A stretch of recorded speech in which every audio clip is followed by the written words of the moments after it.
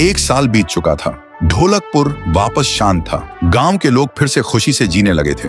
हर पूर्णिमा को लोग एक दिया जलाकर ठुन ठुन ठुन साहुर को याद करते थे। पर एक रात कुछ ऐसा हुआ जो फिर से सब कुछ बदल के रख दिया। लाशें फिर से मिलने लगी। हर 2 दिन बाद किसी न किसी के घर के सामने एक कटी हुई लाश पड़ी होती। गांव फिर से कांप उठा। एक दिन सब लोग महाराज के पास पहुंचते हैं और रो रो कर गांव की घटनाओं के बारे में बताते हैं। रात को महाराज 2 सेनापतियों से कहते हैं, जाओ और खोजो इस कांड के पीछे कौन है। लेकिन सुबह सिर्फ उनकी लाशें लौट कर आईं। एक का सिर था ही नहीं, दूसरे के पैर कट चुके थे।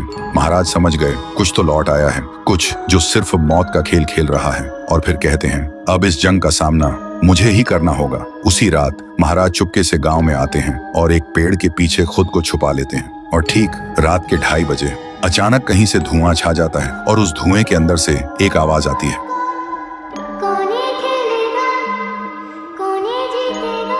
और फिर धुएं के बीच से निकलती है एक गुड़िया, गोल आंखें, एक बेजान सी मुस्कान, लेकिन चेहरा मौत का पैगाम।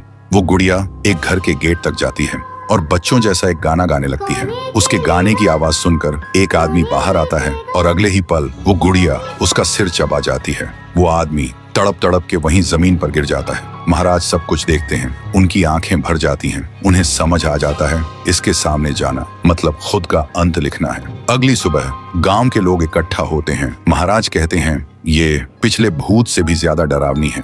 इसे सिर्फ वही हरा सकता है जो मौत को पहले ही हरा चुका है। और फिर एक पूर्णिमा की रात सब लोग दिया जलाकर पुकारते हैं, आप वापस आइए, आपके बिना ये गांव जिंदा तो है पर जीने जैसा नहीं। तभी एक आवाज गूंजती है, ठुंग ठुंग ठुंग ठुंग ठुंग ठुंग ठुंग ठुंग ठुंग साहुर। और उसी देह की आग से एक जलता हुआ पेड़ बनने लगता है और उसी पेड़ में से ठुन ठुन ठुन साहुर निकलता है। तभी फिर से वही धुआं छा जाता है और उसके साथ ही एक आवाज।